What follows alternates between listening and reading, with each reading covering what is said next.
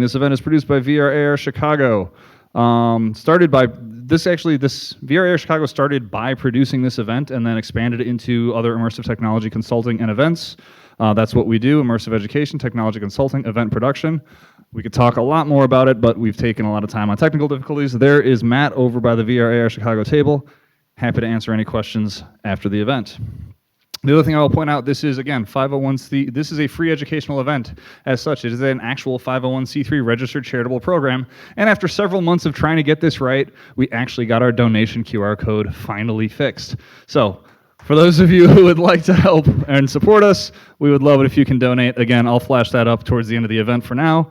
But with that, we have some other sponsors that we want to speak to who help us make this happen, starting with 1871. Lydia, welcome to the stage, and I'm going to give you a microphone and then grab another one. Thanks so much. I saw a couple of you have not been to 1871 before. Welcome. I just want to tell you a little bit about us. We are a nonprofit startup incubator and innovation hub. So we help founders, tech founders, throughout the full maturity curve, starting from early stage founders, really just with an idea, all the way up to corporate level founders. And we do this through a variety of things. We do it with programming, we do it through mentorship and events. I'm on the events team here at 1871. If you're interested in joining one of our events, if you're interested in becoming a member, come find us. And we'd love to talk a little bit more about what we do here. Thanks so much for being here. Thank you.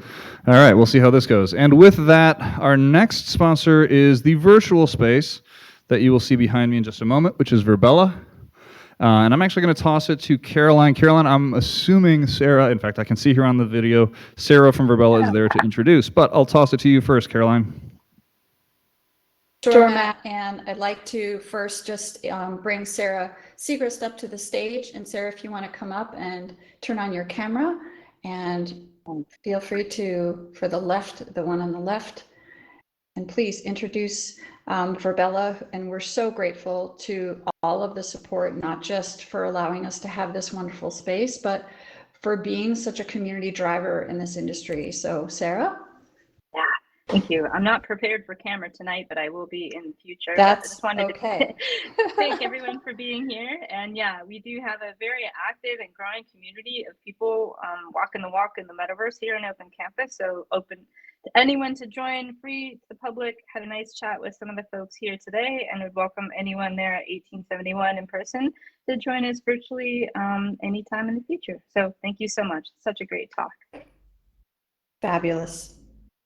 And I'm just going to turn on my camera so that you can see my face. And my name is Caroline Dennis, and I have a company called 2 Degrees. And what my firm does is it's a consulting practice for founders and organizations to grow and scale market share across a breadth of adjacent industries. And it looks like I am not able to share my screen right now. Excuse me. There we go. And I'm sorry if my camera's, if it's slow, I will just turn it off. But anyway, I'll be really quick. I will turn on off my camera. 2 Degrees works across a number of different industries, including XR, precision health, cybersecurity, blockchain, and AI. And I really focus on building the industries and aligning them with things like product market fit and growing customer base. So that's what I do for work. And then I'm also really committed and engaged in a number of different communities, including XR Women, which I'll share a little bit about. But I want to, I'm so sorry, not quite sure why this is.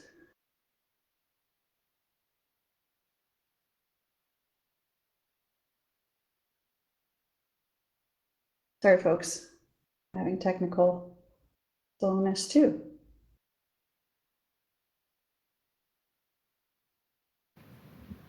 What do you need, Caroline?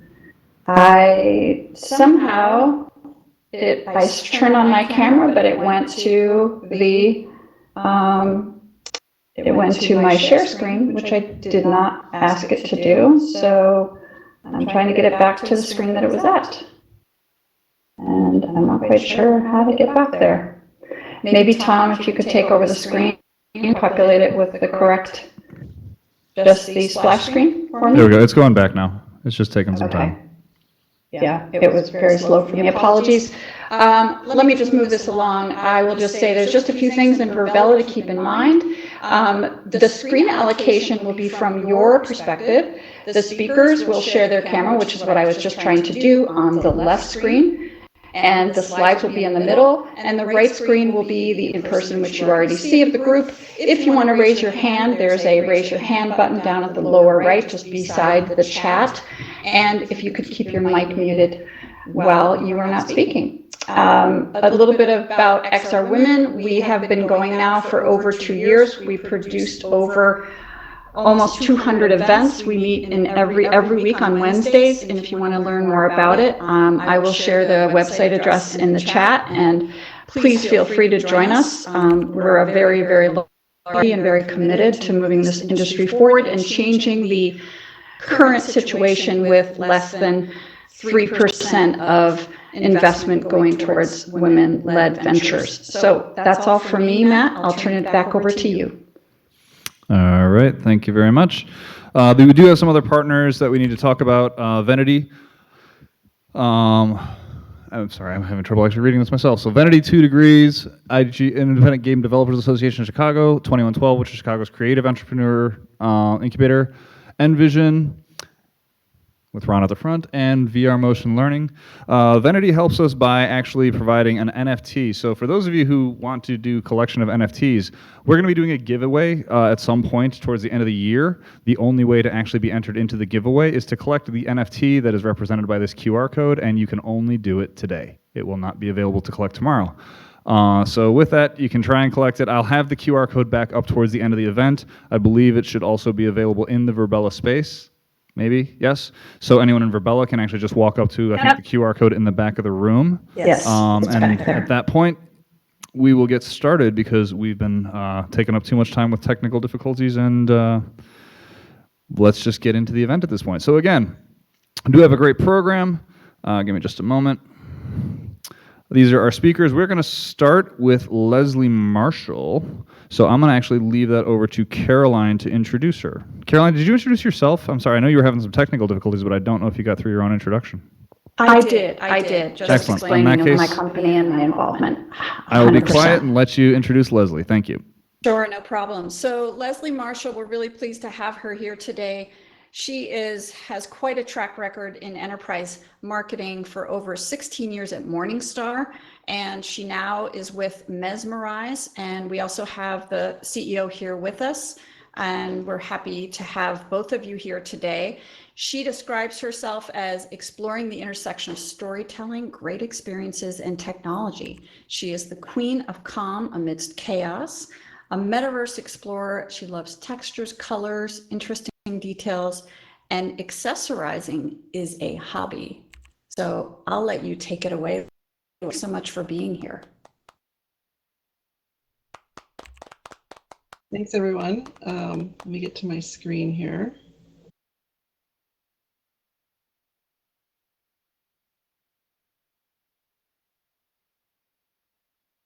I know we went through this before, Carolyn. Now here we are. My camera. Yep.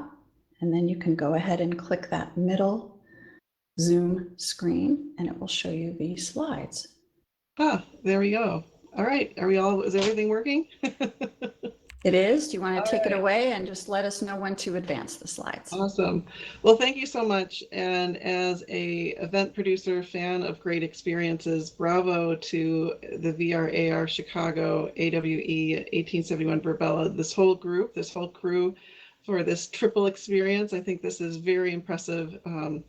And I'm really blown away by being able to participate. So I'm Leslie Marshall. I'm the CMO of Mesmerize. I've just been with Mesmerize now for 9 months. And over the last 9 months, we've been working on a rebrand, repositioning of our company, launching new companies. And we have a lot of great things I want to share with you about tonight. And then I'm also happy to share through the Q&A that I hope we'll explore too about some of the marketing and experiences that I developed when I worked at Morningstar. That really focused on how do you create great experiences using VR and AR technologies for your customers. So next slide, please. So our vision is to unlock human potential through groundbreaking use of spatial computing and responsible use of artificial intelligence. We passionately believe that, and our mission is to be the trusted guide for enterprises around the world to unlock the potential of spatial computing, deliverable sustainable outcomes, and manage the opportunity and mitigate the risks of artificial intelligence. Here and now, we believe this is something we can do today and help build for the future. Next slide, please. I'm not going to go through all of these companies, but the Mesmerize group comprises these 5 companies specializing in immersive technology, product development, artificial intelligence, data analytics, spatial computing. We can deliver lots of great solutions for enterprise, and when we think about enterprise experiences, we've just got a great group of talented people. I'll also point out, if you're looking for networking, Michael House is here from IQXR, so I hope you'll network with him. And I represent the solutions group, where we help bring these solutions together from across the Mesmerize group for our customers. Next slide, please. And we're really focused on marrying the capabilities of artificial intelligence and spatial computing. And it's been really exciting over the last 9 months to see this accelerate so quickly. We're working on an artificial intelligence framework, virtual agents that are AI-powered applications across multiple formats, including web, mobile, and immersive formats, training across lots of different devices, and that will be AI-enabled, as well as digital twins. Next slide, please. And so when you think about how you can harness the technology, the potential of AI, but without the risks, this next slide, I won't read all the different points here, but as a takeaway, you can go to the next slide. Oh, like my slide, I'm sorry. That's okay. He'll get that back, Tom. We just lost that slide just now. Oh, there we go. There it's back. So in terms of organizational readiness, like I said, there's lots of headlines right now around artificial intelligence. Lots of companies want to do it, but there's a lot of uncertainty around using it. So this quote just speaks to that while their CEOs are eager to move forward with AI adoption, they have more reservations about their organization's readiness to implement the new technology. So lots of concerns around that. Next slide, please. And then the other challenge is, while there's lots of data that's available in the public through large language models, companies don't want to mix their public and private data. So how it leaves many companies kind of at a standstill in terms of being able to take advantage of the capabilities of artificial intelligence. Next slide, please. I'm not going to, again, read this slide, but I think there's a lot of opportunity around AI-enabled solutions that can empower employees, increase efficiencies, reduce costs, optimize processes, actually guide humans towards making fairer decisions, focus on achieving better outcomes, engaging cooperation with partners, and inspire users rather than induce fear. We really wholly believe that there's a lot of power to be harnessed around AI, especially when it's paired with spatial computing, that companies can take advantage of to great experiences. The next slide, please. We're developing a series of virtual agents that will be available across XR, web, and mobile that can be part of immersive experiences. Slide, please. And I'll get into some of the examples of how we've done that. So we've done some really great projects with a really large financial services organization, where they brought in 100 interns into one of our event hosting spaces for training. They were able to unlock geographical constraints by being able to bring these interns together from across Canada, ensure the intern cohort could engage with senior leadership, and demonstrate that the company is a leader in technology and innovation. And 90% of all respondents that participated in the follow-up survey said they were more comfortable with VR once onboarded, and that it really gave them a new perception about working for this organization. Next slide, please. One of the projects I'm really proud of from Morningstar is a project we call the Sustainable City Investing VR game. We took Morningstar's ESG risk data, their proprietary data, and created a sustainable city investing game. So you got to help the mayor of a city make investing choices, and then see how those choices played out on the actual city itself, both positive and negative. And at the end of the game, you got to see your ESG risk score and your total portfolio. And when it comes to, again, bringing people into an experience, not just telling them information, but giving them the tools they need to make investing decisions, this aligned with Morningstar's mission. We use this game at conferences around the world, including Chicago, Sydney, and Mumbai. And again, really aligned with Morningstar's mission around empowering investors in a fun game. Next slide, please. We're also mesmerized companies, including Born, are developing digital twins, and we've created some real estate experiences where you are really immersed and you can tour an apartment in London, and we see there's a lot of potential here around the hospitality and real estate industry. Next slide, please. Our Born team has also developed a digital twin of the Diageo headquarters in London. And the idea here for Diageo is they wanted to really bring their world-class sales organizations together to be able to host learnings and engagements in an environment that feels very real, that feels very present, and again is a real twin to their London headquarters. Next slide. So sorry, Leslie, if you could just, I know that it's been hard because we've been a little bit rushing through this one, but if you could wrap that up, and I know we'll have this available for everyone on the recording as well, just so you know. Yep, and just to wrap up, one of the other advantages of using VR for immersive experiences is really, again, meeting business goals. So these are real goals that you can meet today, and we actually have a carbon offset report where we show by hosting events in VR, you can show that you're reducing your carbon footprint as an organization, as well as reducing your expenditures. And this is all data that's also driven by artificial intelligence and some of our data analytics team. And then finally, I'll just say, one of the things we think a lot about, and we can explore this through the Q&A, when you're thinking about experiences for your customers, frame the experience. Don't lead with the technology. Frame with the experience that the customer wants to have that represents your brand, and that the tech will follow in the right way, and you'll be able to deliver the best experience for your customers. Thank you. Fabulous. Thank you so much, Leslie. We appreciate that. You just want to turn your camera off, and then we'll go on to some questions. I am going to try to give myself an ability to turn my camera on some folks, so just give me just a second, and hopefully it will work properly this time. So I do want to start by asking you, it looks like not. Nope. Okay. I did want to ask you, with the experience where you're managing these risks and opportunities with AI through immersive technology, can you elaborate a little bit more on how do you address those difficult questions? Because I think all of us are in the place as well where there's so much education that has to happen with AI solutions, and then you sort of layer that on top of the XR experience. Can you give us a sense of how you approach that in terms of ethical and responsible use, and how you support and convince your potential customers?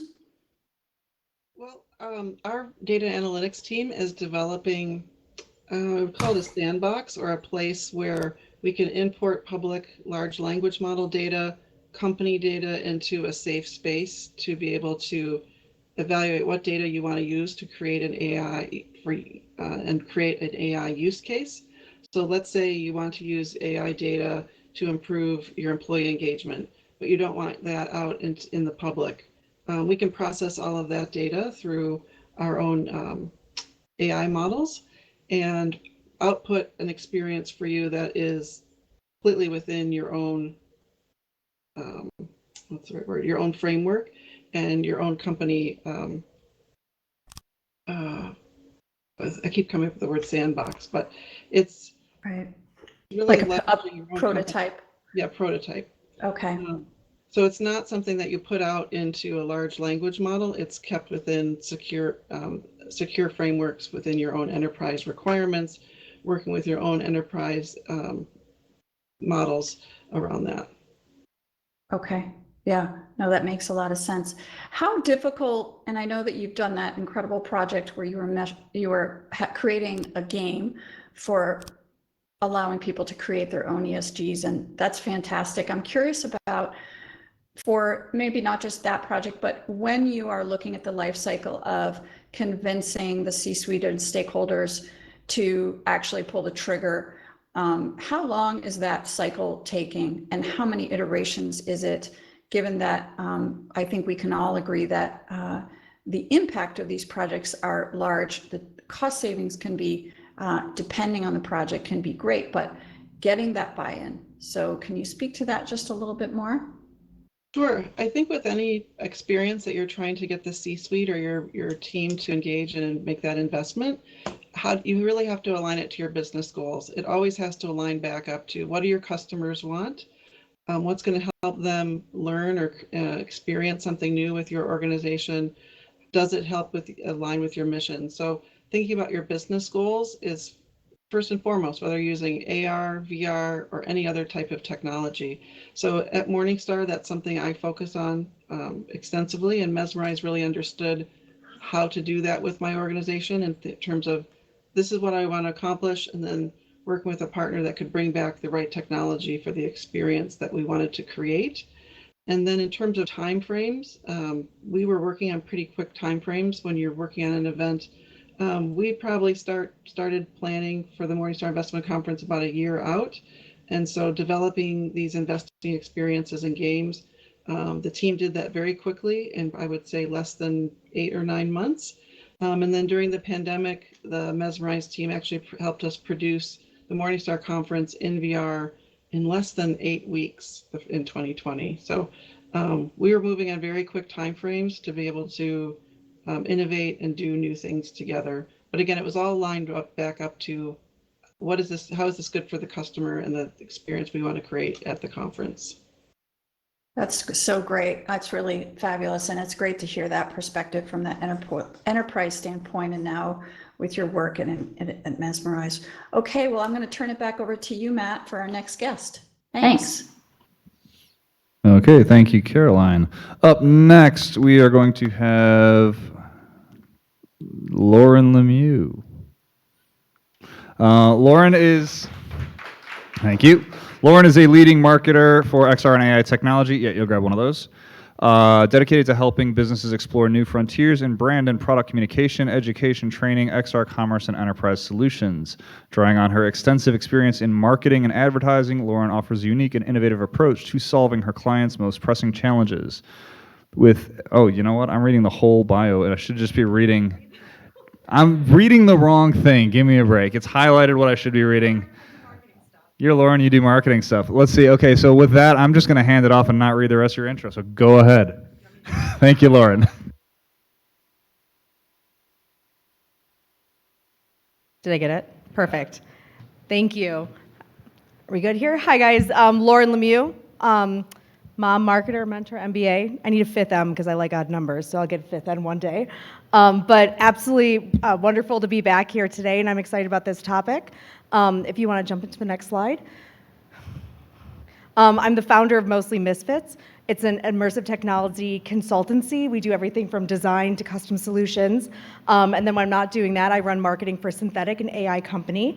And my XR journey's been a bit unconventional. My background's in agency life, so I used to be an agency girl running around advertising for everyone from McDonald's to Briggs & Stratton and Southwest and everything in between. And then I found myself at an AR startup after lots of failed agency pitches because, back in the day it was pretty hard to sell in these VR experiences and AR experiences that were custom and costly, and talking 10 years ago, it was really hard to get clients to buy into these experimental things. But I found myself at an AR company, and then I've joined XR Women, and now we've seen the issues that people have with designing for XR, understanding how to activate it in meaningful ways that meet business goals. And so that's why we created our solution, Mostly Misfits, so we can help people really make impactful XR experiences that are fun and drive business. Next one, please. Thank you. Okay, so my 7 reasons why, again, love a good odd number. Scale, I like XR technology because we spend a lot of time and effort creating amazing content, and this is one more medium and channel to deliver that content. Measure, love being data-driven. More insights, the better, and now we have a way to measure static content you couldn't historically. So printed collateral, I see what people are engaging with, which pages they're looking at, because I can measure that with their engagement. Simplify, I'm a big fan of show, don't tell. I would rather watch something, experience it, touch it, versus reading how it works or what it is. Engage, now you're not just reading content, you're interacting with it, you're engaging it, you're experiencing it. Action, it's actionable. So you have a CTA right then and there in context when it's top of mind and they're in the experience. Excite, it's a lot of fun. It's a lot more fun than other ways of delivering information and content, and you can't argue with that. And then back to business, monetize, because we have to look at ways, is it going to save money? Is it going to, can we make money on it? And is it going to help us meet our business goals? So this is why I think XR in marketing is really impactful and not going anywhere soon. Next one, please. So my favorite XR activation, which I had absolutely nothing to do with, but I think it's a very, very good one, so it's important to share when looking at marketing success. Pepsi put together a campaign with JCDecaux and Grand Visual in London, and it was a bus stop where the side of the bus stop was a live stream. It was all these screens, and you could see what was coming down the road. So it looked like you're just clear glass kind of looking through of sorts, but then all of a sudden UFOs come flying down, or in this picture, a sea monster is coming up from underneath the streets. And I think this hit the mark on so many fronts. It was fun, it was innovative, it was disruptive in a very good way. So it was right there kind of where you're actively going through your day in your life, but it's not changing your flow or getting in the way or making it more difficult to execute something. It was the fun factor and integrated. That was the other big thing, that this was not a one-off thing. It was not a gimmick. It was a part of a comprehensive, integrated campaign. And so it was re-hit in multiple different areas and reinforced. And marketers know it's important to make sure you're spreading your message around lots of different places versus just having single channels for many things. And so I think the integrated campaign really made this one go far. I'm still a Coca-Cola fan, but again, I think this was an outstanding activation. It's an old one, but I think it will stand the test of time as one of the top marketing activations in my opinion. Next one. And then my favorite marketing hack is the USPS discount. So with USPS, they have lots of different programs, and every year it changes up a little bit, but they have an ongoing one about usage of advanced technology. And you can save 3% on postage if it's enhanced with XR tech.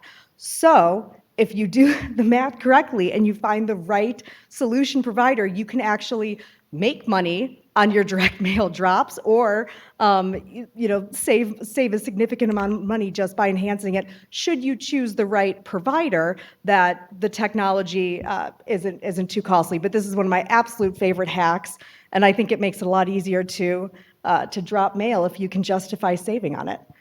So I think that was it, right? Last one? Yep, perfect. Thank you. Thank you. Okay, so I guess first thing I'm going to ask you, Lauren, is can you share a specific example of how you've helped a client overcome their challenges through your marketing approach? Yep. It's good. Well, clients have lots of challenges, and so do companies have challenge. And I think one of the things I'm going to jump to is being on the corporate side and having to market things. I think simplifying the message is an ongoing challenge for clients. So back to what we were talking about earlier, is honing in on what are the business goals and what is the desired outcome, and helping clients work through the strategy of how it all fits together. So you want to have a 3D model of a fish to advertise swimming pools and mermaids or something. Okay, well, why? What's the purpose? How does it all come together? What's the strategy? What's the experience? What's the takeaway? And so I think, and I know not a specific example here, but the process of making them stop, let's get back to the basics, let's get back to the creative brief, the project brief, why are we doing this? In doing that, I think I've been able to help clients get to the desired outcome versus just executing what they think they might want or need. I don't think I answered your question, but I'm happy with it. So I won't press on it. Okay, so your background is primarily marketing. How did you make your way into XR and AI technology? I don't really know. Just kind of fell into it, right place, right time. But some crazy guys thought that I was pretty good at talking the talk and was able to pick up some XR experience, I guess. And I dove headfirst into running it at a startup. And I think I very, very quickly saw the value and fully immersed myself in the industry. Like I mentioned earlier, from joining XR Women and getting involved in AWE, I got in pretty quickly. And I think the important things, I saw the value of the technology and I was able to apply it to my former life, and where I saw my former colleagues struggling to bring new solutions and innovative solutions. So by believing in it and seeing the value myself, I think I'm better able to help bring it to the world and provide it to the world. So I don't really know how I ended up here, but I'm really happy to be in this space, and I don't see myself going back. So if anyone's considering going into marketing, I'm not a developer, I'm not an engineer or anything like that, but I get to be in the technology space, and I highly recommend it. Okay, so I'm going to press on that one a little bit, actually. Yes. All right, so in 2021, National Diversity Council awarded you Leadership Excellence in Technology and Entrepreneur of the Year. In 2023, 2 years later, the percentage of VC investment into women-led startups has not budged more than less than 2%. So with organizations like XR Women sharing a spotlight on women, what advice do you have for marketing professionals specifically trying to enter the XR space?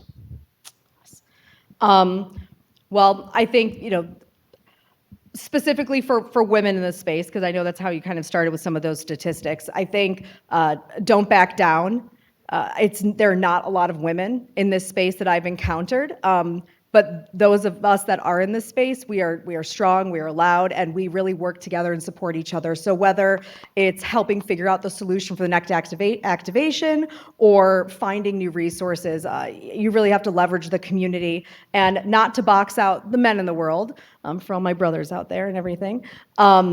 The community as a whole. And I think getting into technology, not being scared, not looking over your shoulder thinking someone's trying to poach a client or steal your idea, because I have found it's actually less cutthroat than advertising, that people are more willing to help each other and push each other forward, where in my agency life, it's like, don't try to steal my account or my idea, that was my headline. Here it's all, we all want to lift each other, and all in the spirit of innovation and looking forward. So my biggest recommendation would be, speak up, branch out, network, give me a call, connect with me, and leverage that to push forward. And I know right now the VC and funding world is a very interesting world, interesting trends, but I think we will persevere and we will move forward, because at the end of the day, this is impactful tech and it's powerful and it's what we need in this world. So, all right, thank you very much. World peace. Yep. Now you can go. All right, so up next, I'm going to toss it back, and let me advance some slides here. Give me a few moments. That was Lauren. Up next, we have Terry Proto, who is the CEO and co-founder of Virtual Reality Marketing, who's going to be introduced by Caroline. You got it, Caroline? I do. Fantastic. I am really happy to welcome Terry here to the stage. For those of you who know of Terry, and he is quite prolific in the industry, and those of you who don't, he is really a VR AR veteran. He's been in this industry for a long time. He started really in the 90s with 3D images, and he's built game studios, had other XR startups. He's worked with a ton of XR CEOs. He is now really the core founder of the largest LinkedIn networking group called Reality Innovators Network, and he's going to share a little bit more about that. But he's really a strategic consulting, and he's connecting savvy brands with talented AR, VR, metaverse creators. Welcome, Terry. Take it away, and we'd love to have you turn your camera on at this point, since mine wasn't working, so thank you. Hi, Caroline. So for starters, I'm afraid my camera is not working, so I will have to skip on the camera. That's okay. That's okay. Apologies for that. But thank you so much for the really nice introduction. And Caroline, Matthew, thank you, and the whole VRAR Chicago team, thank you so much for having us. organizing all of this. We organize our own events, so I know the lift it is to do it. And again, yours is very ambitious with the online section and the live section as well. So really appreciate the efforts here, and thanks for having me. And about us, yes, so virtual reality marketing, we like to say that we're connecting savvy brands with talented ER, AR, VR, metaverse creators. If you can move to the next slide, please. A few words about myself to continue on the intro Caroline made. Well, I'm a startup founder, and yes, my background is in games and digital marketing. I've been at this game for a really long time. I've started computer graphics in the 90s, and then when moving to digital marketing, I've run my own creative agency for more than 10 years, working for big brands and agencies. And coming out of games, we've been creating 3D content, so 3D interactive 3D content for brands since as far back as 2005. So for us, it's a little funny when people talk about the metaverse and how new this technology is. And we're like, well, you know, guys, actually, 3D interactive technology has been here for quite some time. And yeah, so for the past few years, we've really been on this mission to connect enterprises with leading XR and metaverse creators. And if you move on to the next slide, what we really do now is that we've realized that production is the cool part, but there's really two XR industry challenges, and it's two sides of the same coin. So if you look at it from a client perspective, immersive technology, you know, for clients, it's really all about where do I start or who do I trust? And so immersive technology, it's disrupting our world, it's everywhere, but it's also very complicated, it's also very overwhelming. I like to say that it's an hydra. There's always this new evolution, new headset, new platform coming in. And it's all about educating the clients, because the clients, even to this day, even though the technology has been here for a really long time, education is key. Clients need to educate themselves on what's possible. You've got a myriad of use cases in all business verticals. And for instance, if you're in banking, it's not necessarily obvious how this technology applies to you. And most importantly, one of the biggest challenges is that it's really hard for clients to find XR partners they can trust. And we like to say, the bigger the problem, the bigger the budget, the bigger the problem, the more you have to trust a new company with $1 million initiative. It's very hard finding a partner you can really trust with that. And we work a lot with clients on that. And on the flip side, for XR developers, XR creators, one of the big challenges is how do I connect with more clients? Like, these guys need to expand their network and find leads and find business. And same thing, they need to educate their clients. And there's always the new thing, the new case study, the new usage of how do you use AI technology with XR technology, and standing out and keeping up, because everything is moving so fast that 1 month in our world is like 1 quarter or 1 year for everyone else. It's kind of insane. And we have one more minute.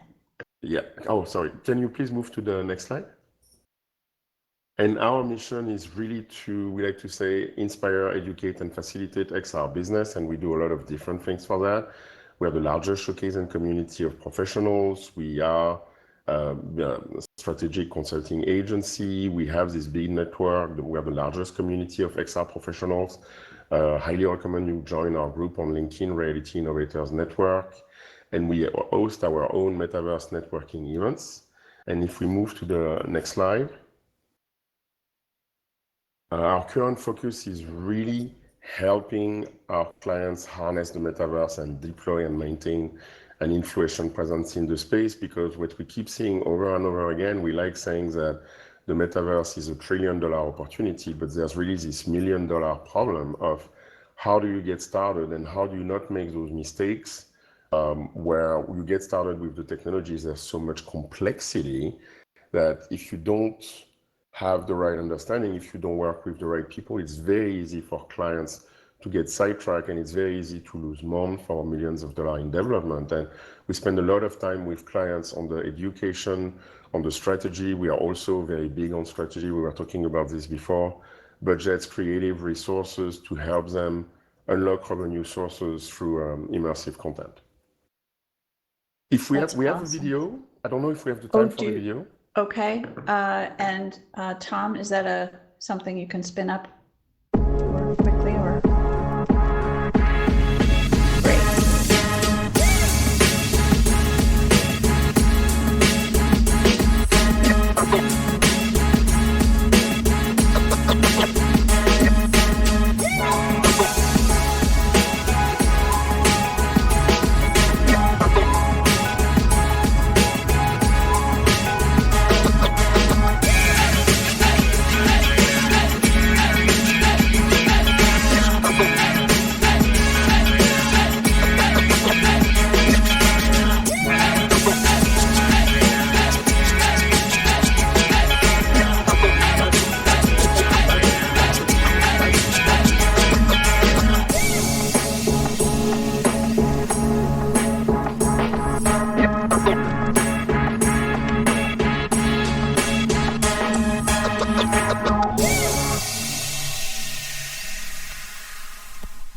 That's really cool.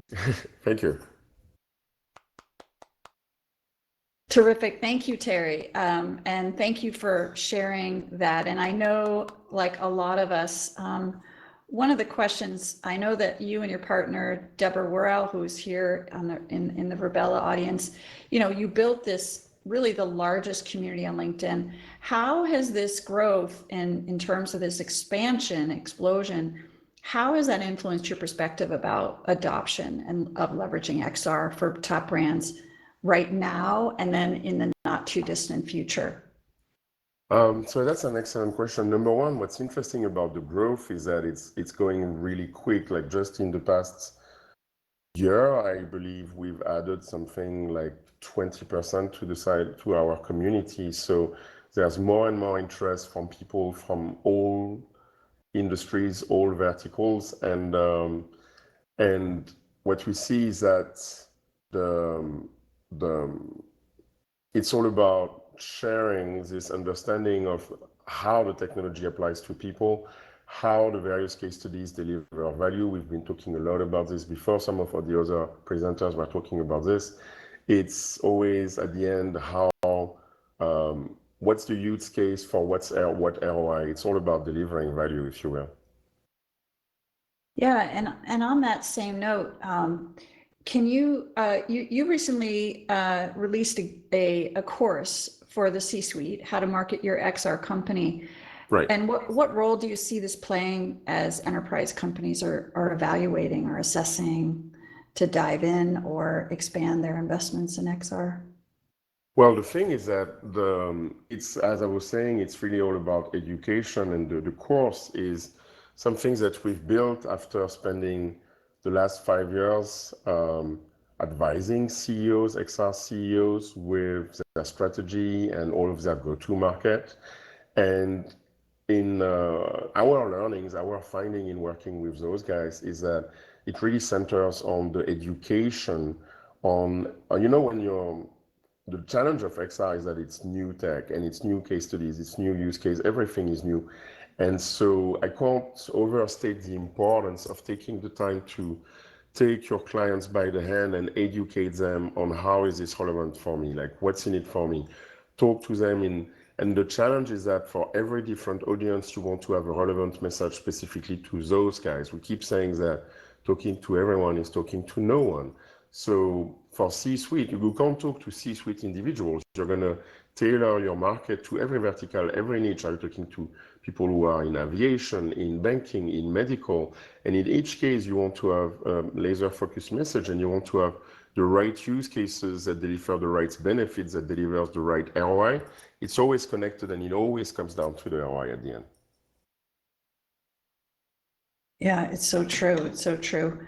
And one last question really relates to AI, because as we know, and many of us here, and I know that Lauren is, and both Leslie and Lauren, as we look at how AI and XR are really becoming in, and I don't want to say integrated because I think it's still happening, but it's happening both slowly and quickly, I guess is a way to put it. But how are those use cases which have some risky and some big consequences to how people interact in XR utilizing AI? How does that impact marketing strategies with how you're interacting with both your clients as well as with Reality Innovators Network?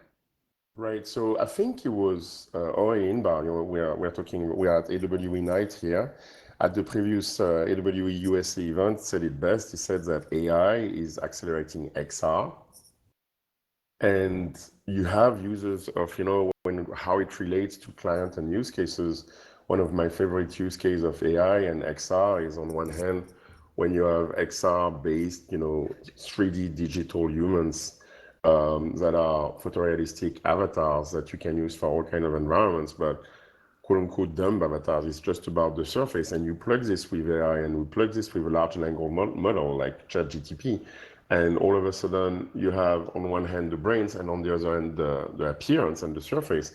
And when you combine both, you get those digital humans and that are smart, that you can have a conversation with, that you can use in a variety of use cases, ranging from hospitality to gaming to anything really where you need to interact with humans, or training. That's really big for training as well.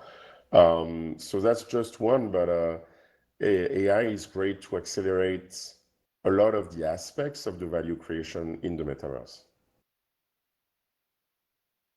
Thank you so much, Terry. I know there are going to be other questions, so I really appreciate that. And I will turn it back over to Matt. Thank you so much, Terry. Sure. Thank you, Terry and Caroline. Okay, up next, we have our last presenter for the evening, who's sitting over there looking at the screen instead of walking up. Come on, Keith. So this is Keith Stoljasic. Keith serves as the head of innovation for the Publicis Media Content and Innovation Team, Center of Excellence at Publicis Group, leading the strategic integration of emerging media technologies with the next-gen content and experiences that power transformative brand experiences across global agencies.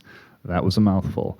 Welcome, Keith. Thank you for joining us, and take it away. And actually, before you get started, I just want to point out one thing. As soon as Keith is done speaking and we're done with our quick interview, this is going to go to audience Q&A, so prepare your questions. Be ready to ask whatever you want. You can ask any presenter, ask all presenters. That's for those of you who are here live in the audience at 1871, those of you in the audience at Verbella, as well as those watching on the live stream. Thank you much. Take it away, Keith. Thank you. Hey, everyone here at 1871. Hello to everybody in Verbella. Let's see, where's that camera? Hey, how's it going? Thanks for joining. As Matt introduced me, I'm Keith Stoljasic, the head of innovation at Publicis Media. I work on the Publicis Media Content and Innovation team, and like Matt said, a center of excellence for all branded content and innovation across Publicis Media and our agencies. And what does that mean? Branded content, right? It's really the rage right now. If you see anything out on social media, you see it in real life. Content is king. And what we're doing from the innovation side is pushing up all that content, embedding it with next generation technologies. And so myself, I'm 10 years in the VR space when it was just VR, and have lived through all the evolutions from VR to AR to XR to metaverse. And I love it all because I'm very passionate about this entire space. And I truly believe it's the next computing paradigm. And now, more so than ever, this is being proven out. And if you don't mind going to the next slide.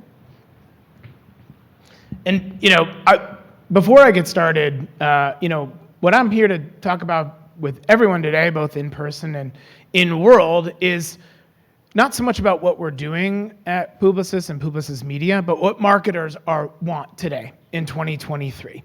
The attention and the focus on this space is greater and more intense than it ever was. We had a significant peak when Facebook changed over to Meta, and everyone all of a sudden turned their eyes and attention over into this space, and they started to understand what it means.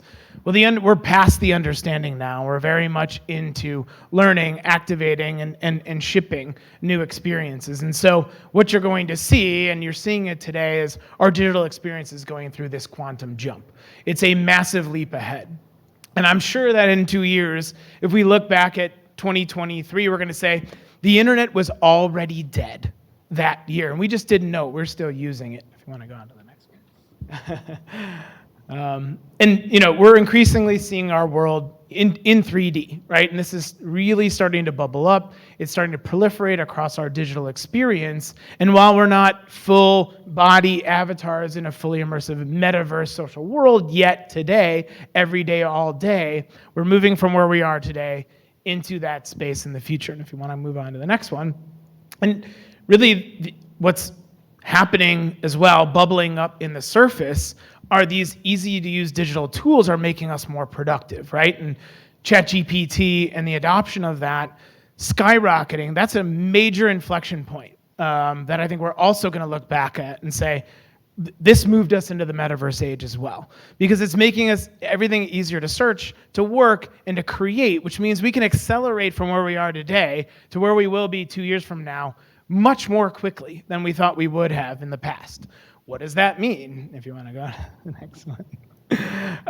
It means that you're going to see a lot more brands tapping into emerging technology to power their CRM, right? And blockchain is already emerging from some of the biggest brands in the world to underpinning that CRM. And why are they doing that, right? Why is Nike and L'Oreal and Starbucks using this technology to power their CRM? It moves it into a more seamless, a more easy exchange of data between the consumer and the marketer, right? No longer is there are all these intermediaries between and all of these kludgy technologies that are blocking these relationships. Blockchain creates a lightning network between the brand and the consumer. And so these biggest brands in the world are understanding that. Why? Because when we get into fully immersive and virtual worlds, we're not going to have keyboards and mouses, all that. This all has to move much, much quicker, and blockchain is powering that. If you move on to the next one. And now you're starting to see the biggest brands in the world as well move into the virtual media space. They're leveling up their next-gen consumer experience, and their signals are out there, right? And if you see what Nike announced months and months ago, and then what they released in Fortnite, then you can follow the signals here, right? And LVMH most recently announced their intent to follow a similar path. So the brands follow these large leader brands into this space, and you're going to find more brands replicating this playbook as we go forward. Hang on to the next one.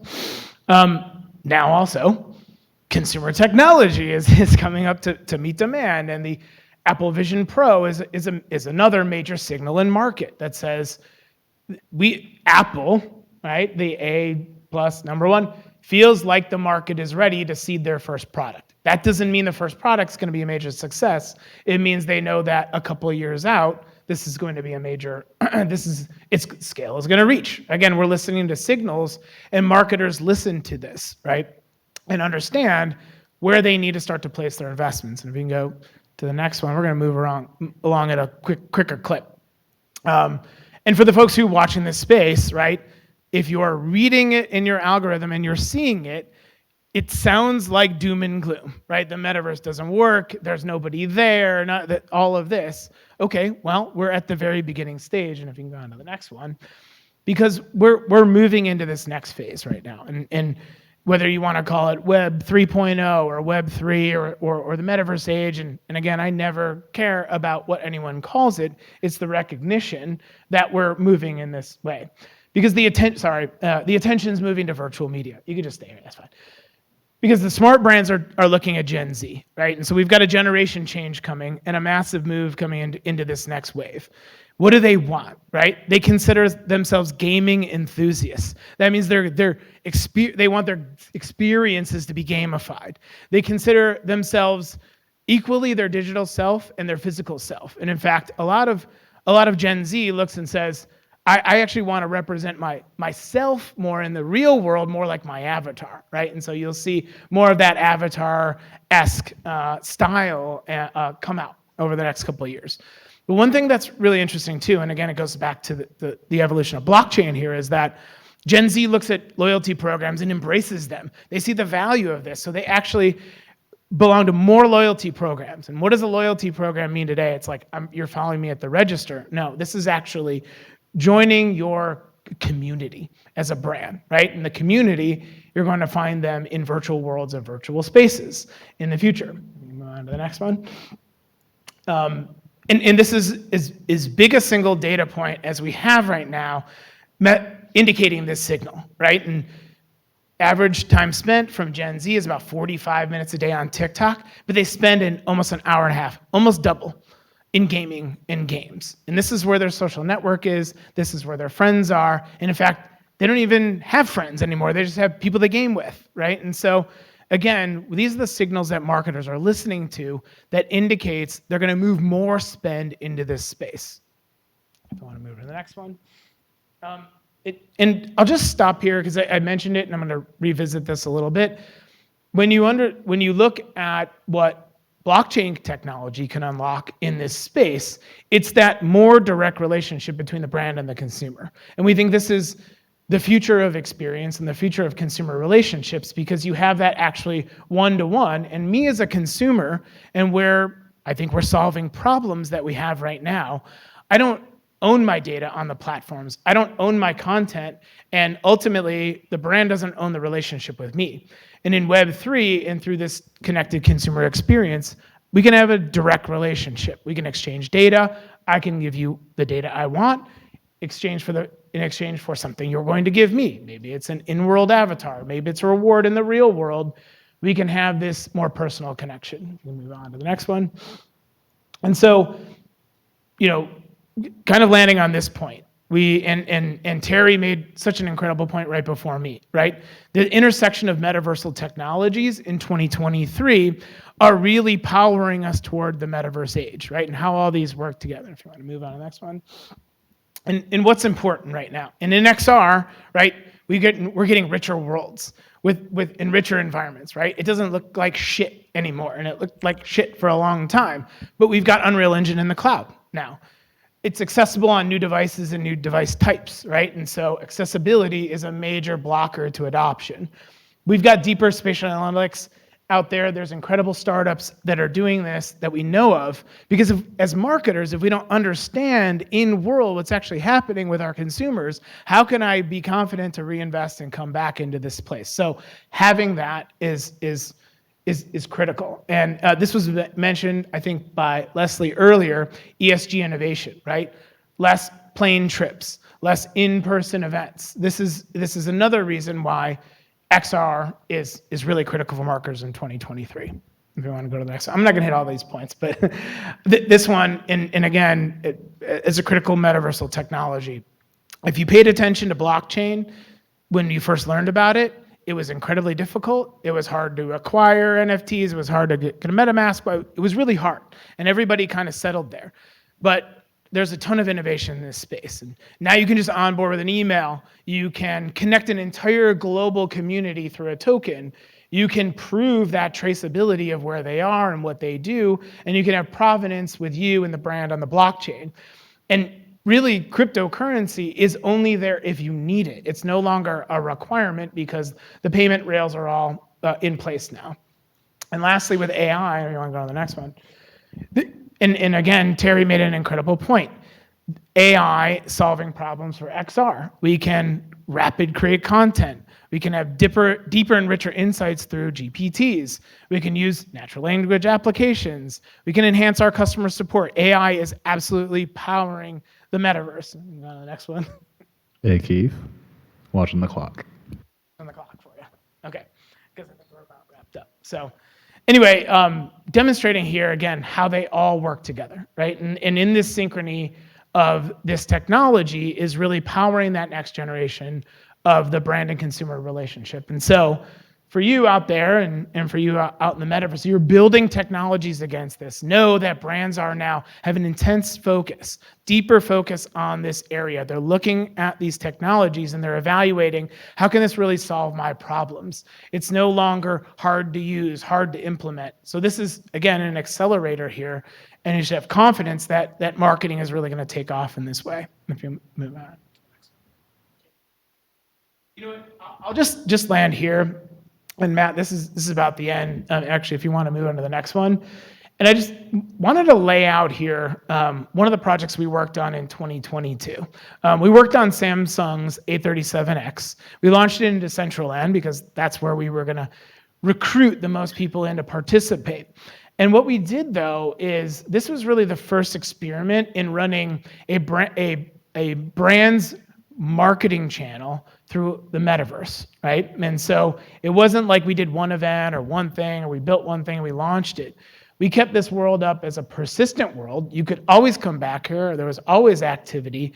And then we ran tentpole moments and events throughout the year in 2022. So everything from the new phone launch to celebrating Valentine's Day to a You Make It challenge where you created generative art using your choices in world. My point here is that the technology is incredible. It's all accelerating so quickly. But ultimately, the next thing we're going to figure out is, what do you do in here? What do we actually get people interested in doing? What will make them come back, and what will make them lean in with your brand? And so we ran this year of tests with Samsung to understand, how will people engage? What will they do? And we learned a whole lot. And now really understand what it means to run this as a channel. And it really is going to evolve. We've got social media as a channel today, and metaverse as a channel is right around the corner.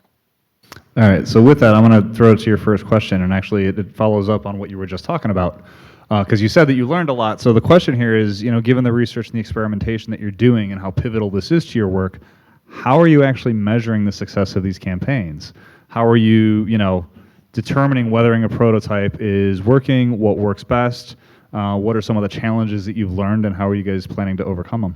I mean, you asking me that question is kind of ironic, but the way we share this with marketers, and the way you have to understand it, because really a lot of the marketers we work with have been in digital for a long time. They've made their careers, and they understand what Web 2 KPIs mean, right? Impressions, engagement, your digital metrics that you have. We can't just leave those behind and wipe them away and say they don't matter. Because if you're going to compare what you're doing today to what you've done in the past, and you want them to move that budget from social to metaverse, then you've got to beat out what they're doing in Web 2, and you've got to introduce new KPIs in Web 3. So what is it? Is it gaze detection, right? How long and how much have I looked at your product? How long have I engaged? Where did I move through your space as like a heat map, right? Almost like retail analytics. These are really important to marketers as well. But the other thing that's going to be incredibly important right now is you look at CRM, okay? And marketers are going to say, I've got 2 million people in my CRM list. I got 10 million people on my CRM list. That's my addressable audience.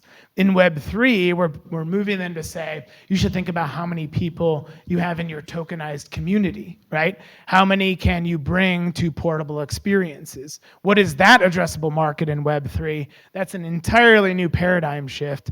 And you don't have to have millions in there today because you can't actually serve millions, but we'll get there. Okay, so kind of shifting focus a little bit. With the headset market in a constant shift, you brought up the Apple Vision Pro, which was just announced, obviously not launched yet.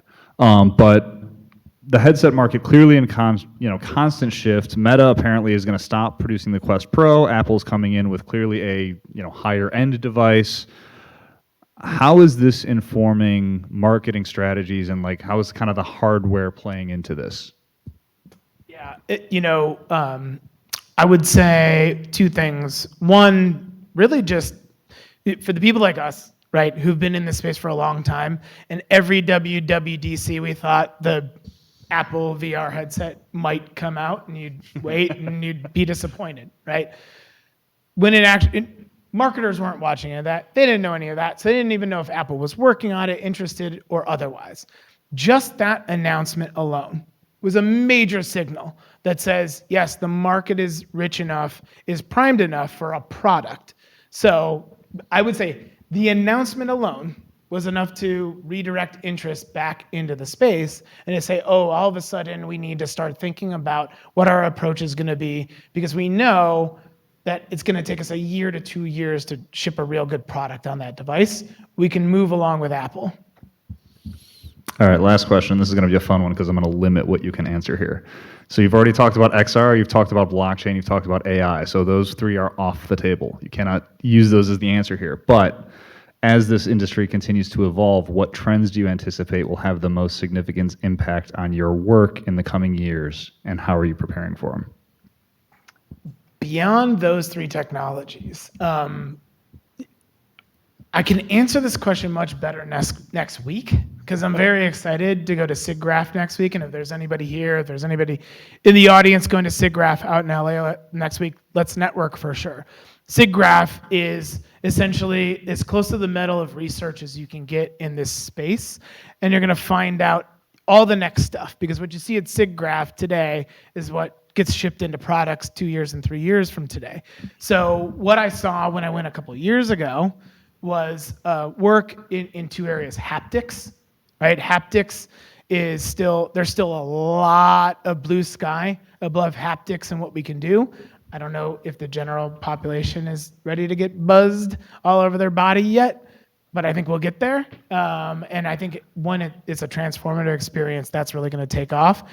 And then the other one is brain control interfaces, BCI. I think it's, there was just a huge ruling with the FDA that's going to allow human trials into BCI, and it was, go look at it. I'm not going to describe it, but there's one really interesting thing you'll find in there which makes it weird, is that they'll allow it for market research and healthcare applications. So I think that market research allowance from the FDA is going to unlock some innovation in BCI. Excellent. All right, so at this point, don't go anywhere. You can sit down and grab a seat. Lauren, if you could come back up to the stage at this point, grab the other microphone. And what we're going to do at this point, so this is the point where we get to audience Q&A. We've done our questions, they've done their presentations. You should know a little bit about what all their areas of expertise are. We're opening it up to you guys to ask whatever questions you would like. Again, this goes to the live audience here at 1871. You see Ben over there. If you want to ask a question here in the space, you raise your hand. For those of you in Verbella, if you want to ask a question, the way you do it is you press the raise hand function. Caroline will raise her hand. I can see her. If I see her hand up, I know there's a Verbella question. And Tom will always let me know if there's any questions at AWE Live. So those of you watching the live stream, feel free to type questions in chat. So I saw one hand go up in the room here. Looks like we've got our first victim, Ben. Go ahead and get over there to him. And again, I'll throw the presenters up on the slide. I know we can't see the slide here in the room at the moment, but I know they can see it in Verbella. And away we go. Well, thank you guys, first of all. I feel very inspired. Just learning a lot from you guys within the past 1 hour. So my question here for you guys is that specifically for influencers and coaches who are marketing their products and services through social media, what are some specific AI tools they can leverage to maximize consumer surplus? I feel like ChatGPT would actually give a better answer than I would right now. Yeah, I'd go straight to making the AI do all the hard work so you don't have to, and polishing it at the end. So yeah, if not at ChatGPT giving the answer, using ChatGPT and all the content creators out there, because quite frankly, I was reviewing a press release the other day. I dropped it in ChatGPT and I'm like, okay, boom, a million times. It fixed everything I needed to fix. So I think leveraging it to make your content more impactful for your audience and giving it the guidance. So the augmented, the human aspect of it, where you're putting in, this is our audience, this is the opportunity, this is what we're trying to do, and giving the AI a bit more guidance than just saying, I need a good headline. I think that's a great way to use it to push brands forward. And I think that, look, I mean, as an influencer, as a voice, as someone who's created a ton of historical content, I'm sure, seems like something you could explore, training a model against all of your historical content and then offering an intelligence back to your followers so they could connect with you and ask you 24/7, right? And so talk to you if they're not actually engaging with you. And I think influencers are going to find that having a digital twin and AI that's trained on them and what they know would be really engaging to their followers. Got it. And as a follow-up questions on that, I know you mentioned that in the Gen Z era, it's all about avatars and gamification, right? So based on user-generated content, is there a specific type of content that you see tends to get better views and engagement on social media? I mean, it is very recent, but apparently it's a big TikTok trend right now to go into any game world, dress your avatar, style your avatar, and then start creating content in world and doing TikTok dances in Fortnite and cutting them together. So while again we're like not at the well, we are at the hundreds of millions of people in virtual worlds, but when really it's at scale and you can recognize that I can just throw myself in a virtual world that looks pretty realistic and I can tell my avatar to do whatever I want, I think that content's going to be pretty compelling. I see a couple more questions in the room. One thing I'll point out, just because it came through the chat on AWE Live, a friend of ours, who's actually from AWE, Nathan Bowser, said he'll see you at SIGGRAPH. All right, Nathan, say hi. He's the Chief Marketing Officer of Augmented World Expo, folks. All right, question in the room. Caroline, if you have any questions, again, please raise your hand so I can see it. Sure. It sounded like, Terry, did you have a response from the other question about AI or any of it? Sorry, I was just saying hi to Nathan as well. Oh, you were? Okay, no problem. No problem. I'm looking out to the audience. Do we have any? Sorry, any hands up out here? I don't see any right now, but I also asked people to put that in the chat. So, yeah. All right, I got a couple in the live room, so we're going to go to live. Go ahead. Yes, thank you. Thank you. I wasn't quite sure of the timing there, just was trying to watch the screen.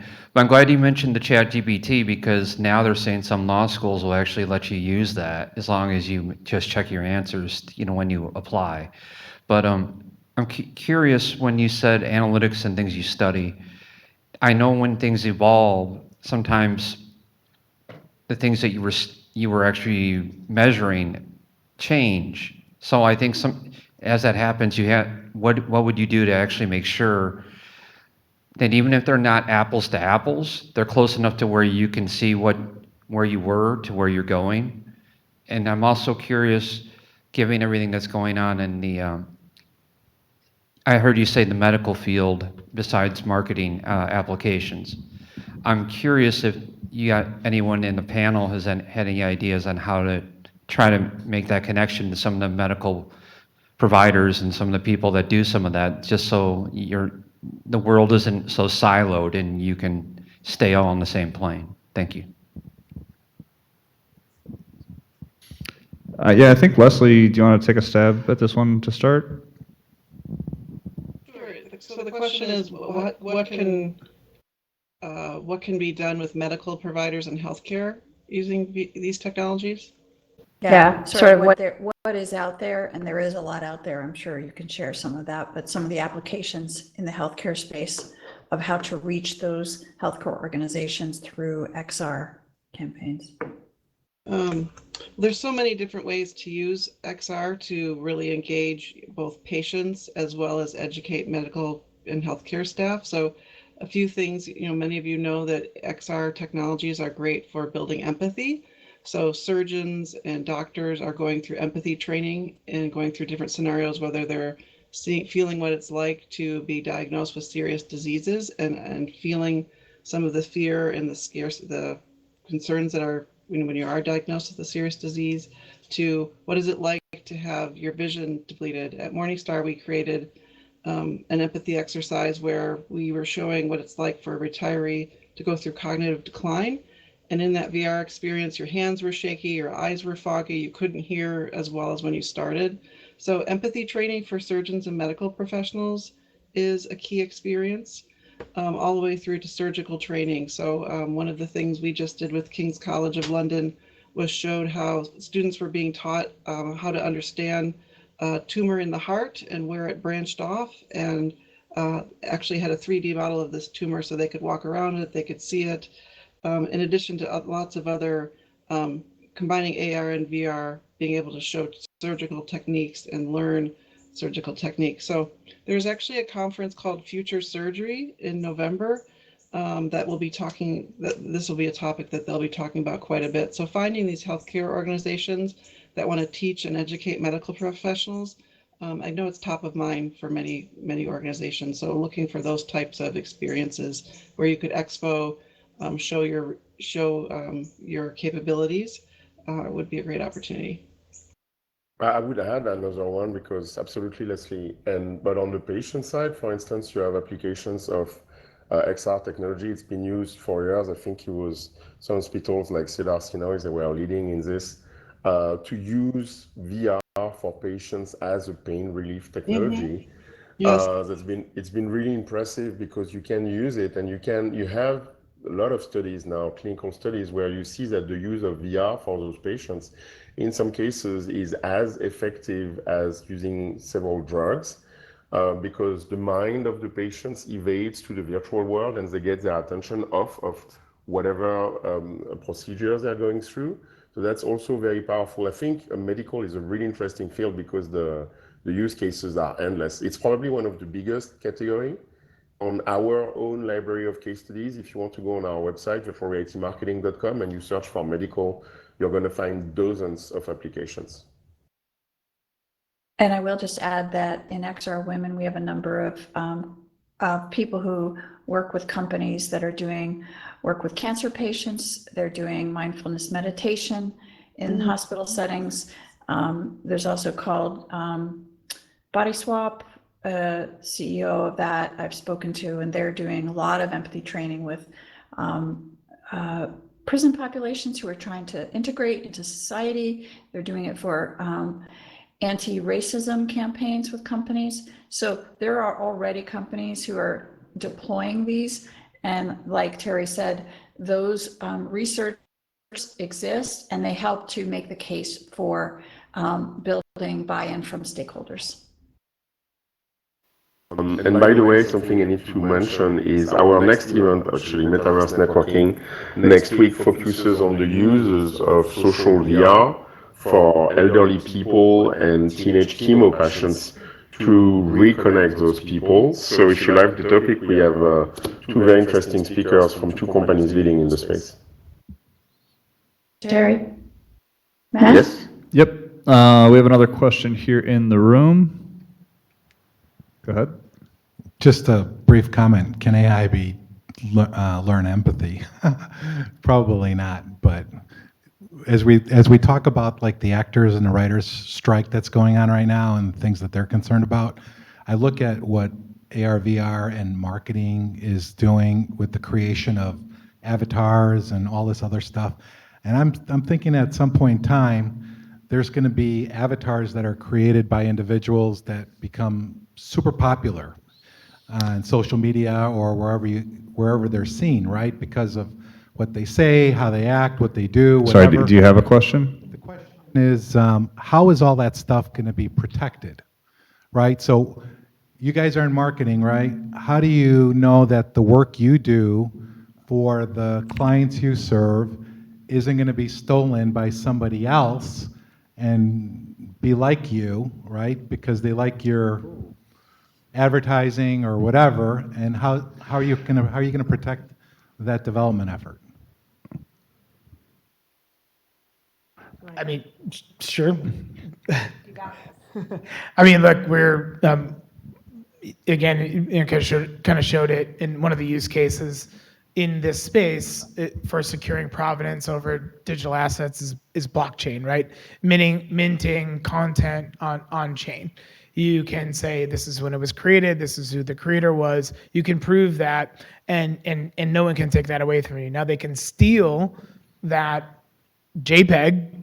That's just an image on the internet like anybody else can, except because it's minted on chain, you can actually claim provenance and ownership over that asset, and you can demonstrate when it was published, when it was created, and all those other things. So, personally, and personal belief, because I don't like to go too far, there's a lot of controversy out there. I think blockchain solves that from a technology standpoint, and it should be implemented to secure, secure your assets and secure the digital content you've created. Come on, you're XR and AI. Let's go, Lauren. Jump on this. Yeah, well, I think there's a lot that could be unpacked here, so I'll keep it pretty brief. But like you mentioned, right now people could easily steal static images and things like that, and the catfish and the things like that. And so if I say the things like that one more time, throw me out the window. But I think when you look at the property and branding and the legal side of it, there is something to say that there is regulation that needs to come down the pipeline from an AI standpoint too in protecting things. So whether it's using Dolly, which is a hot button right now for content, as well as trademarked phrases, what you put into an AI is what you're going to get. So garbage in, garbage out. So if we have, conscious, civil, decent human beings training the AIs to make sure that they are, compliant and finding law, or the AIs know how to where to look to make sure they're adhering to trademark and copyright policies, then that will help with the output. But what you put in is what you get out. And so I think that's where there's a lot of gray area when it comes to AI and property and where this can become a slippery slope. I hate to say it too, but we need a big, major global problem to move the population here. We don't feel the pain yet for content provenance, and content creators do, but the general population doesn't feel the pain. When there's, just throw out an example, an election that is turned over misinformation because of lack of content provenance, you'll see an increased focus on content provenance. So we've got the technology's there. We can do it. It's not because it's not developed. It's because the demand isn't there and we don't see the problem. I'm curious if Terry or Leslie want to jump in on this one really quickly or not. There's certainly, this is a new space for legal development and ethics around this. So this is, really new territory for all of us. And I think being involved in different safety and metaverse standards groups, AI standards groups, being part of the solution so that we all have a voice in how this content is used. I think that's important now more than ever, is for all of us to be engaged in this new frontier, because new laws will need to be written around the use of AI in our content. How do we use technology to secure it? Sorry, I thought you were done, Leslie. And I would say about AI, one of the things, we've been talking a lot about how those large language models have been trained, and it's been a lot through, going through all of the content that's available on the internet. And what's really interesting to see is that Adobe has just launched Firefly, which is all licensed content. And it's all about, corporate responsibility and trying to move the needle towards using AI with content that's actually licensed and not stuff that's been, taken from all over the internet. So I think it's moving in the right direction, and it's not necessarily the highest priority, as we were just saying before, yet. I will add one other thing, just that reference that both Leslie and Terry made of the XRSI in almost every meeting, but I just placed the link in the chat. And for those who asked the question about security standards for both hardware companies, software companies, and that is happening on a global scale. Kavya Perlman heads that up, and then also there are standards committees, and they are all connected with XRSI. And then IEEE is actually, they have so many working groups that have done everything from blockchain infrastructure, token infrastructure, as well as a actual autonomous AI working group and setting up standards for that. So check out IEEE. They have a ton of things there as well. Okay, we have a few minutes left. I know there's another question in the room. I see one in Verbella. I know we have one on awe.live. Yes, we do have I'm one going to here. go to awe.live first, if possible. Ben, can you actually get Tom on the microphone? Yeah. Tom Packard, over here. Yeah, there you are. Sorry.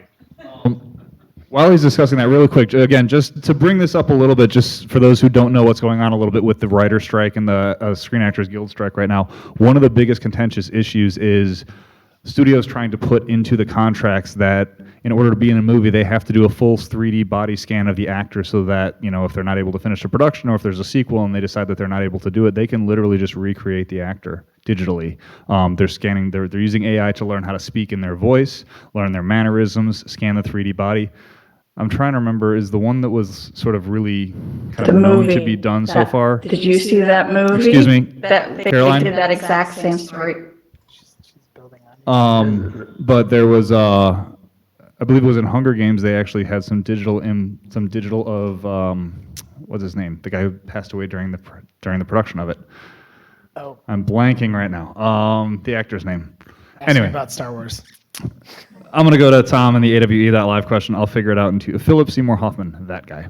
He was the one that I believe some of his presence in the final Hunger Games actually, from what I heard, was completely digital. Anyway, go ahead, Tom.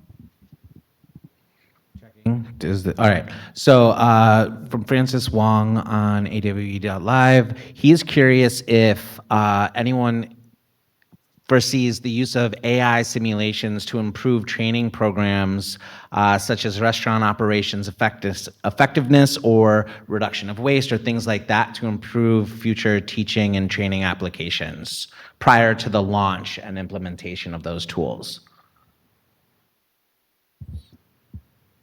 I'll let anyone in. I was going to say, I know you guys just have broad XR experience, so if you want to jump in on this one, go ahead. Doesn't have a whole lot to do with marketing, but. Yeah, well, so one of the things that Synthetic does is we search pixels. So it's the most high-tech Where's Waldo cheat you can find. If there's a needle in a haystack, we can find it. So with something like restaurant operations, there's a way to detect anomalies. So using imagery or videos to identify, when plates are coming back with lots of food, like looking at all those images and tracking and connecting the dots as to maybe, hey, this is a portion thing we can adjust, or at the end of the day, identifying which bins are full in terms of food waste for, that. But there are other mechanisms other than AI that do that, whether it be weight. So for alcohol, I know a lot of times they use weight and other things, but there are definitely ways that you can use AI to track things with the visual data you can get from restaurants through cameras to identify areas for improvement, including traffic flow, the way the line is set up and organized. But I think that would be an interesting model to explore training, given the nuances from restaurant to restaurant. But that's my initial take on it. I could add something on this one. Go ahead. Sure. So, I mean, there's tons of use cases for training for restaurants. One of our clients have done this bar stars training, which is literally a video game training bartenders to create cocktails in VR. There was this case studies also from, I think it was KFC. It was half onboarding, half training experience that they did to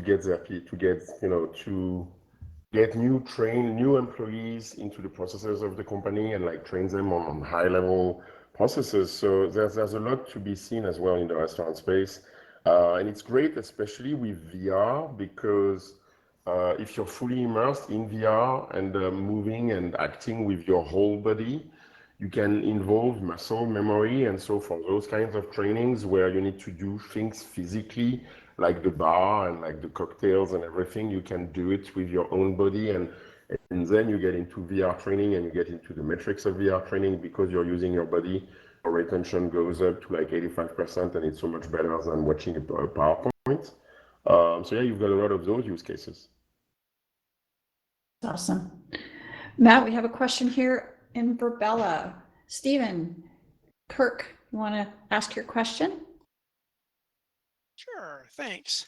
I'm just curious, since so many people are already worried that their phone is watching them, everything we do, and these eerie things of you're talking about buying something new and suddenly you're getting ads for it. And VR will open up just a massive wealth of data for anyone who wants to data mine what people are doing. So what do you think we have to do to, first off, control that? And second of all, help ensure that, people feel secure in using these devices and not that they're being constantly tracked on everything that they do that they're not even aware of. I can take this one, and I hate to be a broken record because I am an evangelist of all technologies, but I sound like I'm repeating myself.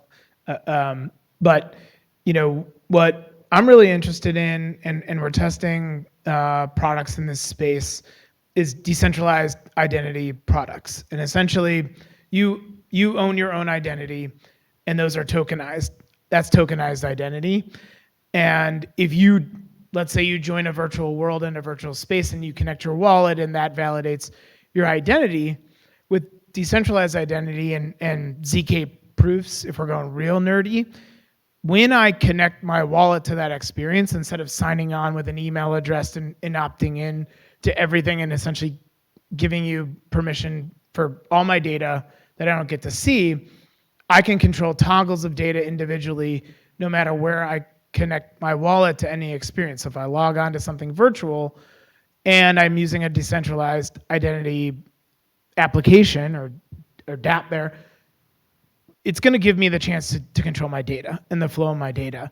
And what I hope is that, one, as consumers, we can take back control of our data, own it, and then grant it where we think there's actually a value exchange. And so if I'm in a virtual world and I don't want to give out all my data, I just want to hang out with my friends, great, I should just reveal my avatar's name and my avatar, and then I can just hang out. But if I'm in actually a really useful application where I want to release my data, or I want to say, hey, I live here because that's relevant to me in this example, or it's a medical application and sensors around my body are going to give you more data that's valuable, I should have control of that data. So, I mean, to me, I believe in that data provenance as well as a consumer. And I think would love to see application developers start to implement some of those capabilities to control that data at a more granular level. I was going to say on the other side of it, I don't want to say I've accepted that everyone's watching and has access to everything, but between my Alexas and my phones and my apps and my, everything, I feel like if somebody wants to find something out about me, they can do it or watch me. I was going through geospatial data today, looking at all these different little boats. We can get in the weeds on a lot of things, but what I think is interesting about your comments is I have this conflict of sorts. As one is that I want to be an individual, and it's like I don't want everyone to know about me, but then the other side of me is like, as a marketer, I want to buy all that information, so when I'm targeting people, I know exactly who I'm talking to. And there are ways around it where, with some of the location services, and that's where if you could toggle more of it, because even 8-10 years ago, we were geo-fencing people and tracking, okay, if they went to a Starbucks and a gym, we are going to serve them ads that were focusing on salads and yogurt parfaits, but if they were in a Burger King parking lot, we were going to serve them an ad with a discount for a free fry. And so, that's tracking behavior, but now it's getting extremely granular. But as a marketer, part of me is like, I want more data. Then the human side of me is like, well, we should have some privacy. So it'll be interesting to see how it evolves, and also as we adopt more international standards, stateside, I think some of these things will hopefully get a bit better. I'm pretty much waiting for Terry to jump into this one because I can almost feel him wanting to from here. The avatar is twitching. No? Well, there's a lot to say. I think a lot has been said. I think what's interesting is to say how different companies approach the data privacy. One of the best examples, talking of VR, is what Apple has been doing with the Vision Pro. And so, Vision Pro is like tracking everything, and there's like 12 cameras. In order for this thing to be, very few people have used it, but if you read all of the reviews, in order for this thing to be working, there's camera everywhere looking outwards and inwards, and tracking your face and tracking your eyes in particular. And because the eye tracking is such, an integral component, like the whole interface of Vision Pro is eye tracking, and you don't have a mouse, you look around with your eyes. It's been interesting to see something that Apple has been doing and that Meta, for instance, is not doing.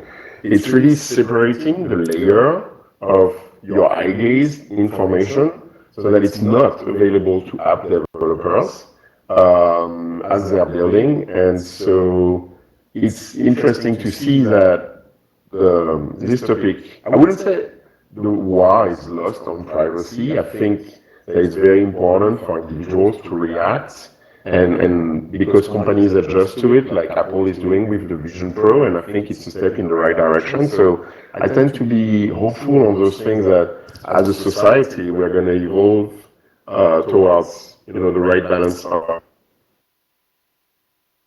If I could just add, I also think this speaks to experience. So when you think about the Apple Vision Pro and the eye tracking, it's because then you don't have to have, like you said, the mouse or hand controllers. Right. It frees you, so it's a better user experience. It frees the user to be much more natural in the way they move and the way they interact with an experience. So I think when we allow a company to use our data, and now we're talking about biometric data, there has to be a benefit. It has to be because it's leading to a better experience for us and how we experience, whether it's, XR, VR, AI.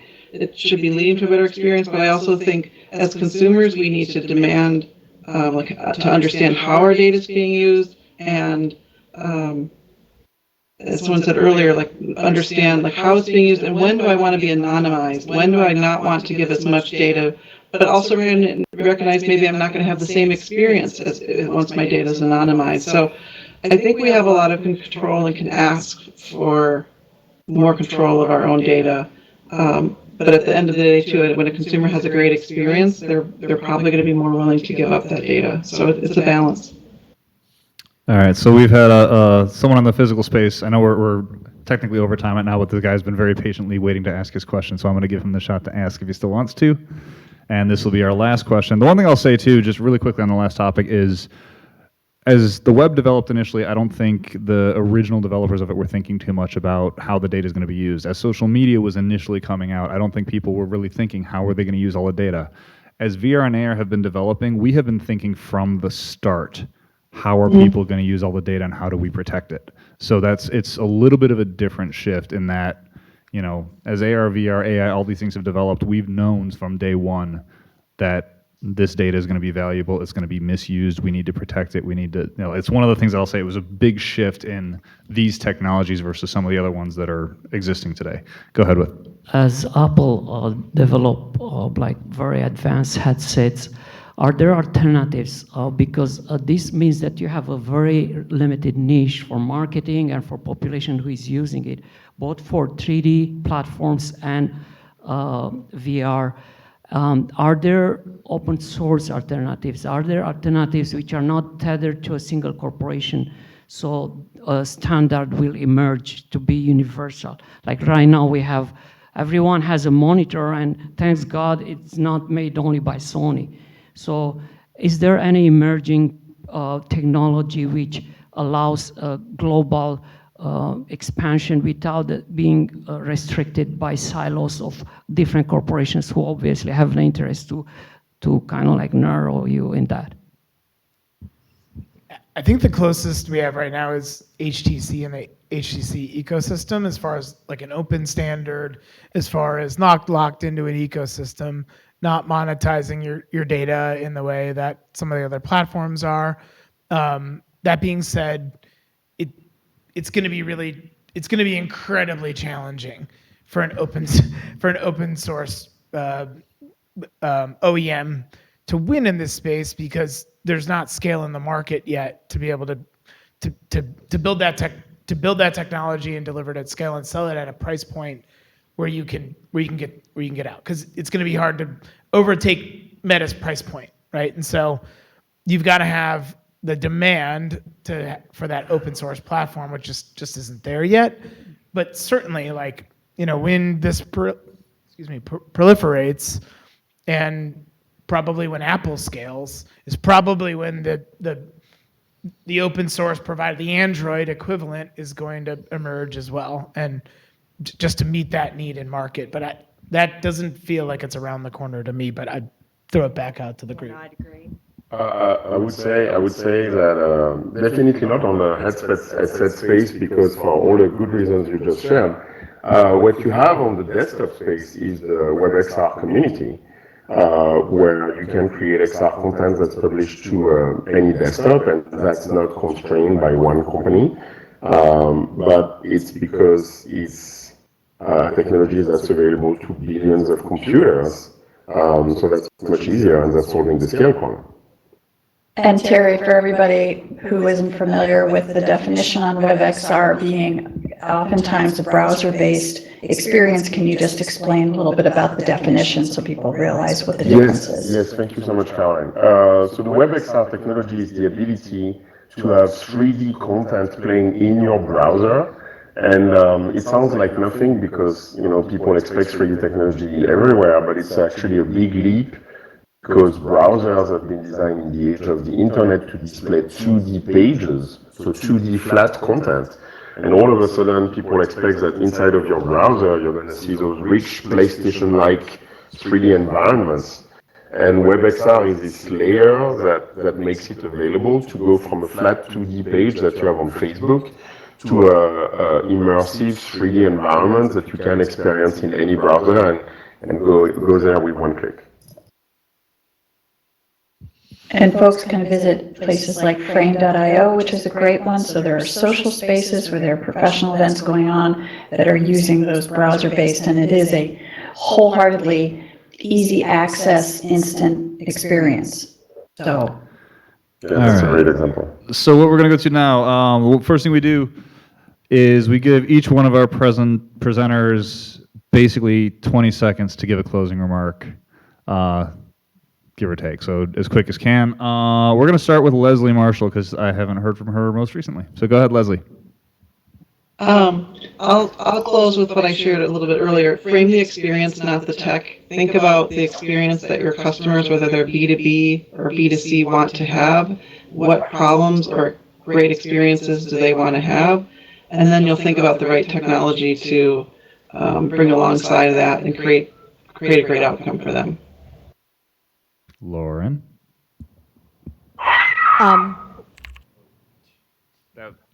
Just a shrieking cat, don't worry about it.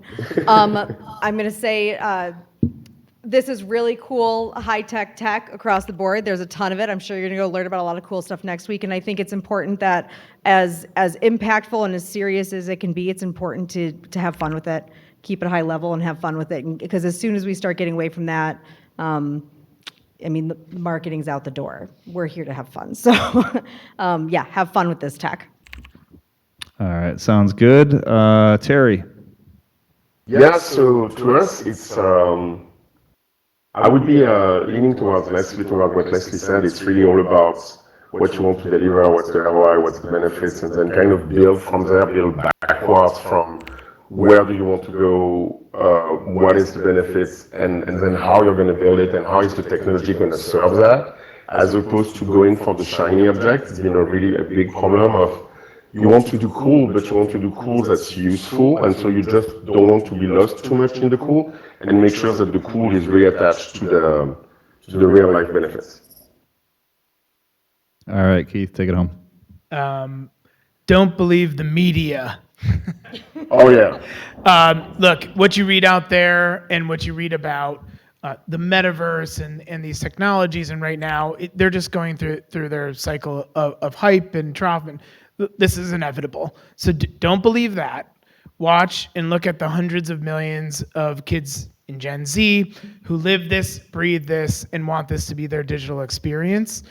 Look at them, look at that entire audience and find solutions for them. And if you're struggling with the boomers, look at Gen Z. All right, Caroline, go ahead. I think the play blockchain has to democratize and bring sovereign identity forward is got to be part of the mix as we look to expand XR and AI together.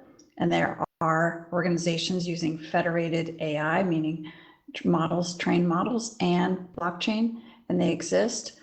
I do also believe strongly in the DAO, decentralized autonomous organizations, which I was part of one, tried to build one. They're very challenging for governance, but what that really boils down to is that it brings back the power for people to be both incentivized and to say no to experiencing that. And that can work across privacy, especially in XR spaces. So, but I'm continue to be excited every single day.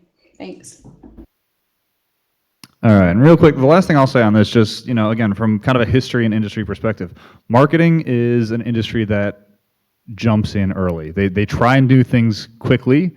Marketing is one of the earlier adopters of immersive technology, and it's really cool because now as you start to see immersive technology be used for a lot more applications, you're starting to see, again, marketing's leading a little bit of, we're not just trying to use immersive technology for marketing, they're now trying to figure out, okay, how do we actually measure the analytics at it? They're always sort of a step ahead in terms of what they're doing with it, which is cool. So I'm excited to see how this goes over the next couple of years.